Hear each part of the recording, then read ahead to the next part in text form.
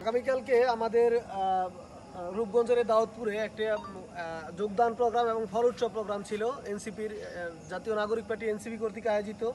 তো আমরা সেই প্রোগ্রামে সার্বিক সব ধরনের আয়োজন আমরা সম্পূর্ণ করছি। সম্পূর্ণ করার পর আমাদের সারাদিন ধরে আমাদের প্যান্ডেলের কার্যক্রম হয়েছে।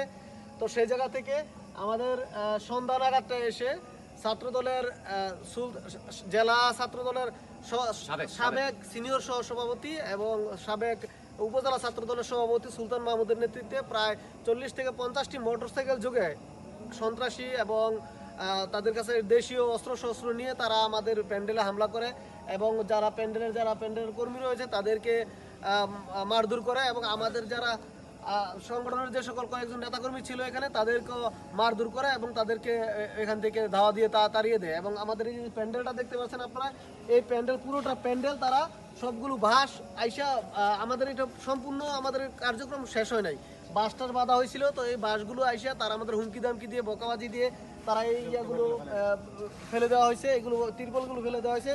কালকে আপনারা জানেন যে আমাদের এখানে জাতীয় নাগরিক পার্টির মুখ্য সমন্বয়ক নাসিরউদ্দিন পাটোয়ারি সহ আমাদের নারায়ণগঞ্জ 4 আসনের এমপি আব্দুল্লাহ আলমিন ভাই সহ আমাদের কেন্দ্রীয় এনসিপির নেতৃবৃন্দ আসার কথা ছিল। তো সেই জায়গা থেকে তারা আমাদের সন্ত্রাসী কায়দায় হামলা করে আমাদের আজকের এই প্যান্ডেলটাকে ভেঙে দেওয়া হয়েছে। তো আপনারা জানেন যে সুলতান মাহমুদকে আপনারা হয়তো অনেকে আমাদের রূপগঞ্জের অনেকেই চিনে, তিনি একজন নির্যাতিত নেতা ছিলেন। বিগত 17 বছর আমরা দেখেছি তার উপর যে তার বাড়ির উপর তার ফ্যামিলির উপর যে পরিবারের নির্মম কায়দায় আওয়ামী লীগরা হামলা করেছে, আমরা তার পাশে দাঁড়িয়েছিলাম, আমরা তার প্রতি সহমর্মিতা দেখিয়েছিলাম, আমরা তাকে সাহস জুগিয়েছিলাম। সেই জায়গা থেকে আজকে তারা যখন ক্ষমতায় এসেছে, ফ্যাসিবাদ জুলাই পরবর্তী সময় যখন ফ্যাসিবাদ এই দেশ থেকে বিতাড়িত হয়েছে, আমরা প্রত্যাশা করেছিলাম একটি পারস্পরিক সহযোগিতার যে রাজনীতি, সেই রাজনীতি আমরা প্রতিষ্ঠা করব। তো সেই জায়গা থেকে সুলতান মাহমুদের নেতৃত্বে যখন আজকে এরকম একটা হামলা হয় বিরোধী দলের নেতাকর্মীদের উপর এবং বিরোধী দলের রাজনৈতিক প্রোগ্রামের উপর যখন সুলতান মাহমুদের মতো নেতাদের দ্বারা যখন হামলা হয়, তখন আমরা বিস্মিত হই। কারণ তিনি একজন মজলুম ছিলেন। তিনি মজলুম থাকা অবস্থায় আজকে উনি জালিম হয়ে গেছেন। ক্ষমতায় আসার বেশি দিন হয় না, মাত্র 3 মাস হয়েছে ক্ষমতায় আসছে। এই 3 মাসের ভিতরে তাদের যে পরিবর্তন হয়েছে, গত 17 বছর তারা যে নির্যাতনের শিকার হয়েছে, আমরা ভাবছি তারা সেই জায়গা থেকে একটা শিক্ষণীয় পলিটিক্স করবে এবং সারা দেশের মানুষের জন্য যাতে একটা নতুন ধারার রাজনীতি আছে সারা বাংলাদেশে সেটা প্রতিষ্ঠা করবে। সেই জায়গা থেকে সুলতানের মতো নেতারা ছাত্রদলের সন্ত্রাসী কায়দায় অস্ত্রশস্ত্র নিয়ে যখন হামলা করে, তখন আমরা বুঝতে পারি যে তারা আওয়ামী ফ্যাসিবাদের পথে অবলম্বন করেছে। তো আমরা বলতে চাই, আমাদেরকে যত বেশি দমিয়ে রাখার চেষ্টা করা হবে, আমরা তত বেশি আরো আমাদের রাজনৈতিক কার্যক্রমের দিকে আগাবো। আমাদেরকে যত বেশি তাড়িয়ে দেওয়ার চেষ্টা করবো, আমরা তত বেশি আপনাদের ভিতরে ঢুকে যাবো সাংগঠনিক রাজনৈতিক কার্যক্রম করার জন্য। আমাদেরকে বাধা দিয়ে রাখতে পারবেন না। আমরা আগামীকালকের যে প্রোগ্রাম আছে এটা আমরা সফল করব, যে কোনো উপায়ে সফল করব।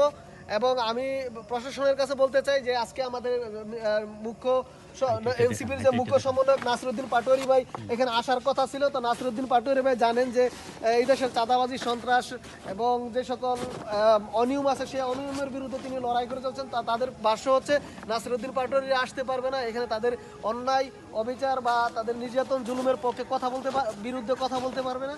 সেই জায়গা থেকে আমাদের এই সমাবেশটাকে তারা পন্ডুল করে দেওয়ার চেষ্টা করেছে।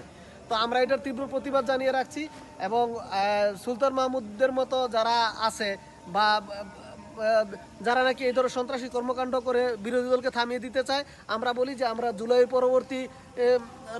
জুলাই পরবর্তী সহযোদ্ধা এবং আমরা জুলাই পরবর্তী রাজনীতি করি। আমাদেরকে দবিয়ে রাখা যাবে না। আমরা কোনো ভয়ভীতিকে পরোয়া করব না। আমরা আগামীকালকের যে প্রোগ্রাম আছে এই প্রোগ্রাম এখানেই সফল করব এবং পরবর্তীতে আমরা আরো ছোট ছোট পরিবেশের আরো মানুষের ঘরে ঘরে গিয়ে আমাদের এনসিপির বার্তা পৌঁছে দেব এবং নতুন রাজনীতির বার্তা আমরা পৌঁছে দেব।